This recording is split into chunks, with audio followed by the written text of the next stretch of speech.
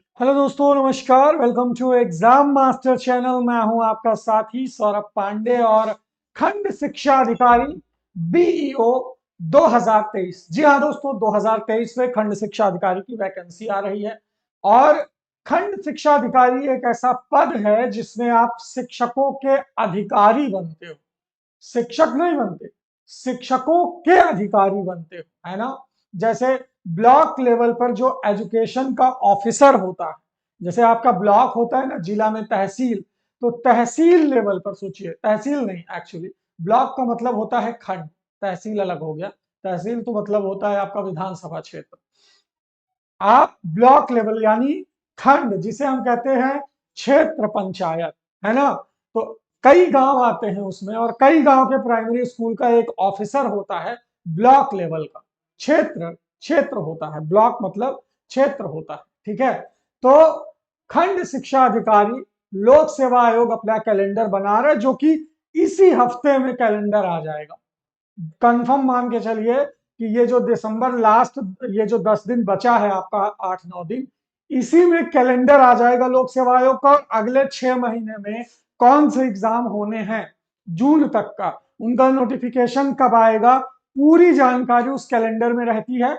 तो बीईओ खंड शिक्षा अधिकारी, ये इसका कैलेंडर आ रहा है, इसमें कब तक नोटिफिकेशन, परीक्षा की तिथि, सब कुछ उस कैलेंडर में रहेगा।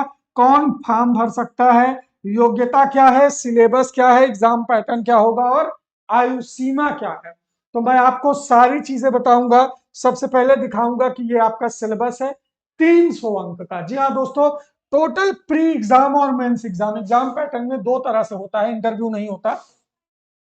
सामान्य अध्ययन का 120 सवाल रहेगा, हर सवाल पर 2.5 अंक रहेगा, 2.5 अंक रहेगा।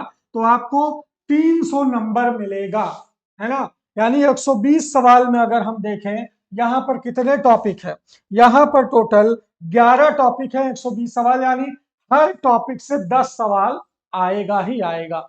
चाहे वो आपका सामान्य विज्ञान हो, जी हाँ, फिजिक्स, केमिस्ट्री, बायोलॉजी, 10-10, है ना।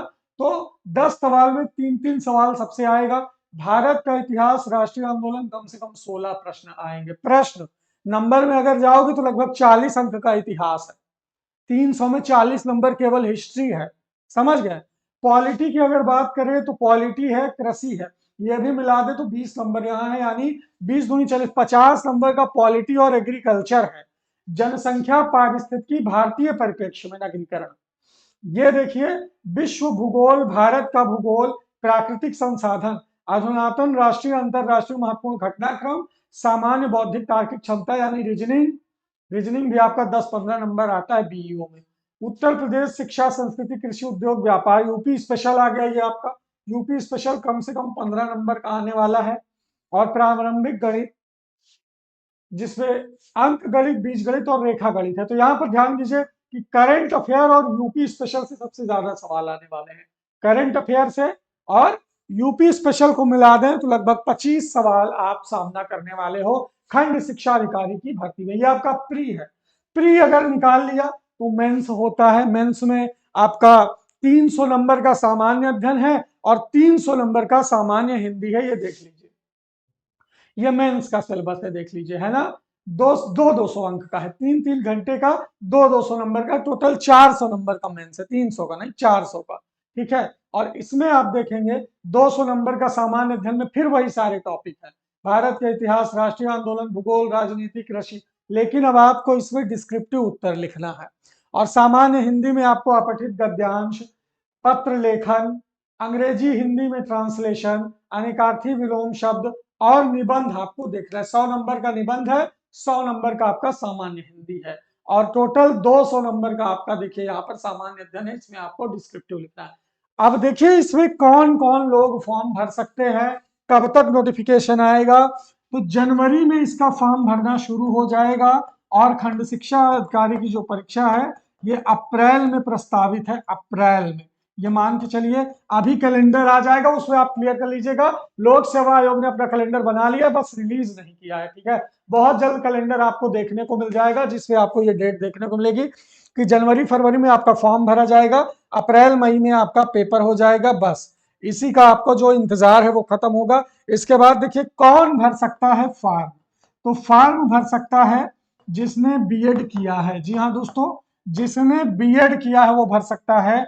बीटीसी वालों को मौका नहीं मिलेगा खंड शिक्षा अधिकारी के, क्योंकि लोक सेवा आयोग का ये फॉर्म है और लोक सेवा आयोग लेवल पर डिप्लोमा को मान्य नहीं करता है, डिग्री को मान्य करता है, यानी BEd, graduation plus BEd, graduation plus BEd. और इसमें ग्रेजुएशन में 50% वाला झमेला नहीं है। आपका ग्रेजुएशन प्लस बीएड हो, आप फॉर्म भर सकते हो। General category, EWS category, OBC, SC, और फॉर्म बहुत सस्ता रहता है लोक सेवा आयोग का, बहुत महंगा फॉर्म नहीं रहता है, 150-200 का फॉर्म रहता है, आप आराम से भर सकते हो। इसके बाद उम्र सीमा में छूट मिलेगी। देखिए अब तक की जो एज थी वो 21 से 40 साल थी, लेकिन 3 वर्ष की छूट की बात की जा रही है। उत्तर प्रदेश सरकार ने भी इसकी अनाउंसमेंट की है।